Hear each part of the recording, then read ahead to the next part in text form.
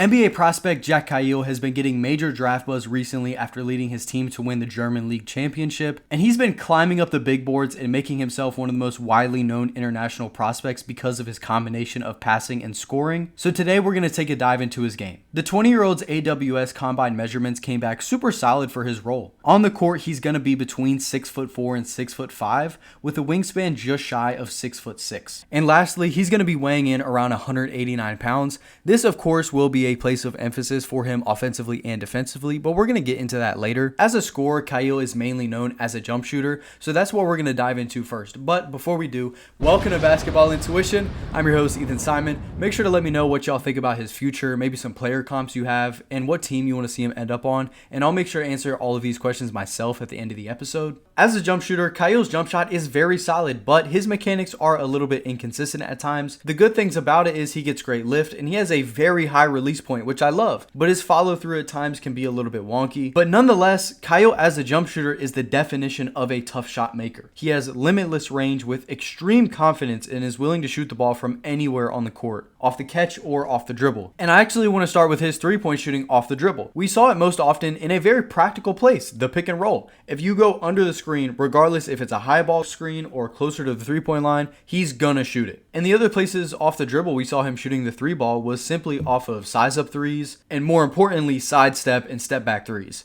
I say it all the time and I will say it again today. Step backs are super important for NBA guards, and he already has the jump shot, the footwork, and the smooth motion to put it into play. Now, he only shot 31% from three this season, but that mainly is because of his shot difficulty and volume. So starting with the shot difficulty, number one, he shoots insanely deep shots all the time.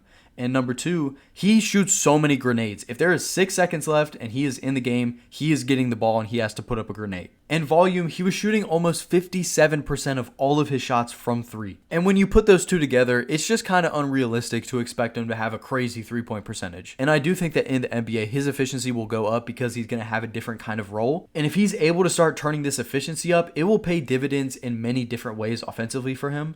Now, as a catch and shoot shooter, this is where you're going to see him getting majority of his threes in the NBA, because on the perimeter, he wasn't always creating a crazy amount of space for himself. He was more taking what the defense was giving him. So I doubt we're going to see his role being a super high volume off the dribble shooter as a young player. So he's going to be more of a spot up option if I had to guess. And as a catch and shoot shooter, he has a super smooth catch and shoot motion with a quick trigger. And when you add that alongside his range, you get an exciting high upside off ball shooter. Now, I didn't feel like he was an elite off ball mover and relocator, but we still did see some flashes of him finding and occupying the empty space on the court to space the floor and get himself good looks. Now, I do want to hone in on this negative for a second. Man, his shot selection from three sometimes was really bad. I am not going to lie. He shot some really deep threes early in the shot clock that he did not need to shoot. Now, remember how I mentioned he is a super tough shot maker? That was incredibly prominent and put on full display in the mid-range area. This is another place we saw him take what the defense was giving him out of the pick and roll, for example. If you want to guard the three ball and play high, he can attack down low and get to the mid-range. Now, the bad thing about him as a mid-range shooter is a lot of it came from him not having the burst to get to the basket, so he would have to settle for tough mid-range shots, which isn't always a good thing. And if you've watched the channel before, you know I love mid-range shooting, so this is not just a guy that just doesn't like mid-range shooters. I just didn't like the reason that he was shooting it. So we're just going to continue there, and we're going to talk about him as a slasher and an inside scorer now. To set the scene here, I want to talk about him as a ball handler. He does have a pretty strong handle, but he doesn't have elite speed or burst. Most of his self-creation is more of him manipulating his defender with things like his eyes, jab steps, and ball fakes to create an extra step for himself or just picks. But even that stuff wasn't enough to result in enough trips for him at the rim. There was a lot of settling for those mid-ranges like I mentioned. And another one of the issues with him as a ball handler is he struggles under pressure heavily. Whether he's getting pressed off a pick and roll or just hounded by one or multiple defenders, he did struggle to keep his handle under control into himself. And the other place that was no good and really plays into him as a slasher was he was really struggling when driving through traffic or clogged lanes. He was getting ripped up plenty off of the help side. And if we had to find the root of all these issues with him as a ball handler, I don't think it's skill. I think it's his mind. He really needs to slow down a little bit. And we have seen flashes of him being able to slow down as a player. But this overall is a theme with his game. He needs more reps. He needs to grow. Now, he didn't get as many reps getting downhill as you would have liked. only 27.5% of his shot diet came from the rim. And even less of those shots were in the half court. So for a guy that has good size and a good ball handle, this is not good. And to top it off, he only shot 46% at the rim per three-step basket. His touch was not very polished, and he struggled at times on shots high off the glass or while he was in a rush. And there was times he did really great here though, and he showed some really impressive flashes, but it was very inconsistent. And for the record, I think that he's going to get to the rim more in the NBA because of the spacing. Now, because the lack of burst, he was more getting to the rim off of straight aggression, which is a good thing. He does have good upper body strength, like I mentioned earlier, which can help him use his shoulders to bump his way to the basket. And you come out with a guy who seriously gets to the free throw line. He was getting to the free throw line 4.6 times a game in only 22 minutes, which comes out to a 50% free throw rate. That is elite. That's the highest free throw rate out of any player I've covered all season. So he might not be no prime De'Aaron Fox, just scoot, get past you, but he can be very aggressive when attacking the basket. Now, the ways he's going to be getting to the rim, number one is going to be by attacking closeouts. This is very simple. You know why. Him using his gravity as a shooter to create lanes for himself. Number two is going to be just working in the pick and roll. That, of course, just helps him get an extra step to get to the basket or get around that corner. And what also adds to this is his passing ability, because he does have real gravity as a passer. So now we're just going to go ahead and take that and dive into him as a passer. But before we do, if you're still here and enjoying the video, make sure to hit the like button. I'd really appreciate it. This is my 14th scouting report this season, so if you're interested in any other prospects, make sure to check out if they're there. And if you think this is a cool design, make sure to check out the merch, link in the description. So like I've mentioned a few times already, where he was most effective overall as an on-ball player offensively was in the pick and roll. And a lot of it was because of his passing. We saw a very creative and versatile passer from Kayil, passing in just so many different ways. One hand, two hand, throwing it over his head, bounce passes, and tough hook passes as well, which is a great pass. He can just throw it off the dribble easily. And same thing with overhead passes. My favorite part about his pick and roll passing was the pocket passes to the roll man.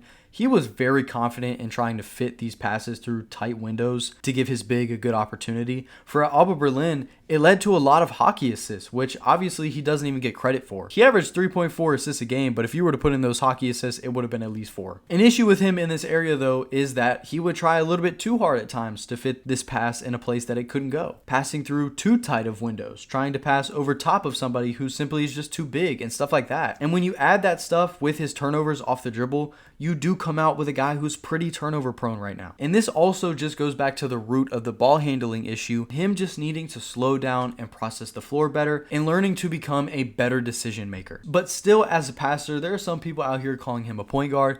I'm not looking at him like a point guard. I'm more looking at him like a complementary ball handler who can pass. So if I had to put a position, I would say a 2 guard that takes pick and roll possessions that can confidently pass the ball. And to top off this section, I just want to run through some more passing strengths that he does have. I thought he gave some really good entry passes down low to his bigs. Also really great connecting passes on the perimeter, not always trying to do too much for himself, playing unselfishly, just making this extra pass, passing up a good shot for a great shot. And also he threw some really nice skip passes as well as deep transition and outlet passes. He wasn't a big drive and kick guy. That is an issue to me. I wish he did that more often, but he wasn't getting downhill but so often anyways. So I do hope that he can develop more of a drive and kick game. And lastly, and oh so importantly, is going to be the defense. I felt so conflicted covering him as a defender, but I want to start with the good things today. He does have good size for his position, which obviously is a huge positive, and it's not something that you can teach somebody. Another would be his great hands. We saw him doing a really good job using his upper body strength to bump and poke the ball out, or just simply staying in front of you or coming off the help side, or just staying around long enough in a play to get his hands involved and poke the ball out. He had active and coordinated hands, so that is a win. He also did have some solid moments as a point of attack defender, but he does have a lot of work to do here. His defensive technique is not going to blow you away, and it's not good when you add the fact that his lateral quickness was not on this elite level. So when you put those two together, you get a guy who was prone to getting beat to the basket by quick shifty guards or by guys who change direction really quickly. So whenever he was just trying to stay in front of you and slide, he did have some issues, but whenever he was using his upper body to bump more and stay with you, we saw him having much better defensive possessions on the ball. Now this was great overseas and he was playing against some grown men, but in the NBA, guys on average are going to be stronger. If he's having to guard a 3 or a 4, they're going right through him. But overall, there is potential as a ball handler, but he needs to be polished. And it's the same thing with him as a pick and roll defender, as a screen navigator. Sometimes I thought he did really well at taking good angles to stay in front of and get back in front of his man, but other times I felt like he made bad decisions. Another place where we saw his defensive technique struggle was on closeouts. I thought that he gave some incredibly awful closeouts at times, and in the NBA that could be abused. It would help if he was this elite off-ball defender but just didn't have great technique when closing out off the ball. But I was also so very unimpressed with him off the ball. And on this end, he wasn't a huge playmaker, and he wasn't super strong and steady either. Matter of fact, I felt like he was very passive as a help defender at times and had too many possessions where he was getting lost off the ball, or he was getting caught ball watching and giving up easy shots. That's what I felt like it was most of the time. Now, other times, there were some good possessions of him gambling on the perimeter to get easy steals, but that wasn't on a crazy basis or anything like that. He was averaging 0.9 steals a game. So as a defender, putting on more strength and learning from a good defensive coach or mentor could really help him with his defensive technique. There is a real path for him to become a good NBA defender. But I think off the rip for his first couple seasons, he might not be a positive defender. I'm not going to say he's going to be a negative asset or a liability, but I wouldn't say I would expect him to be a positive defender. And I saw some other people, Bleacher Report, and some other big companies out there who don't actually do their research that were really gassing up his defense. I feel like they were more grading him as a overseas defender and not evaluating him as a future NBA player. And that's what I'm doing right now. That's why I'm being critical. I'm not very good at player comparisons, and someone's going to get mad at me for this, but this is just, it came to me. So I'm just going to say it. I got to give a comp. My offensive comparison for him is a better and more willing passing version of Cam Thomas, who instead of taking 60 mid-ranges a game, shoots threes. And again, I know some people are really not going to like that and be turned off by that comparison, but I don't think that's a bad thing. Cam was a 24 points per game scorer, and the issue with him was his shot selection and his tunnel vision as a scorer at times. And yes, Kayil can get some tunnel vision as a scorer, but he is levels ahead of Cam Thomas when it comes to his willingness and creativity as a passer. So if I also had to project, what his role would look like early in his career, would be more of a 3-and-D guy, a complementary ball handler as well, who can take possessions in the pick and roll as a passer and a scorer, but isn't the guy. Depending on how he's shooting the ball, he also could be like a spark plug off the bench, but it really depends on the situation for him. So the consensus right now for where he's going to get drafted is late first round, early second round. So if I had to guess or pick out some teams that could be good for him, I would say Chicago, Houston, Los Angeles Lakers, Memphis Grizzlies, or like Sacramento Kings would be some of my top picks. I am going to be live for the entire first round of the draft tomorrow, so make sure to check that out. I haven't had a comment of the day in a while, but I do have a comment of the day today. It's going to be from, I am so sorry if I say this wrong, it's a lot going on, Jarian Smith Sherry. He was asking about Jack Kayil.